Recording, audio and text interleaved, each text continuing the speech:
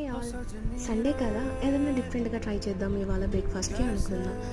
But హెల్తీగా కూడా ఉండాలండోయ్. అందుకే పాలక్ దోశ ట్రై చేద్దాం అని అనుకున్నా అనమాట. సో పాలక్ని బాగా వాష్ చేసుకొని కట్ చేసుకొని పెట్టుకున్నాను. అండ్ 1 మిర్చి తీసుకున్నాను అనమాట. సో ప్యాన్ పెట్టుకొని ఆయిల్ వేసుకొని జీరా వేసుకున్నాను. అండ్ అందులోకి మిర్చి వేసుకొని పాలక్ కూడా వేసాను. మీరు కావాలి అనుకుంటే అల్లం వెల్లుల్లి కూడా వేసుకోవచ్చు అండి, టేస్ట్ బాగుంటుంది. బట్ నేనైతే ఇక్కడ యాడ్ చేయట్లేదు. సో పాలక్ బాగా ఫ్రై అయిన తర్వాత దాన్ని మిక్సీలోకి వేసుకొని పేస్ట్ చేసుకోండి. బట్ పేస్ట్లో కొంచెమే వాటర్ వేయండి, లేదు అంటే మళ్ళీ దోశ బ్యాటర్ బాగా పలచబడిపోతుంది. సో మన రెగ్యులర్ దోశ పిండి ఉంటుంది కదండి, అందులోనే ఈ పాలక్ పేస్ట్ వేసుకోవడమే.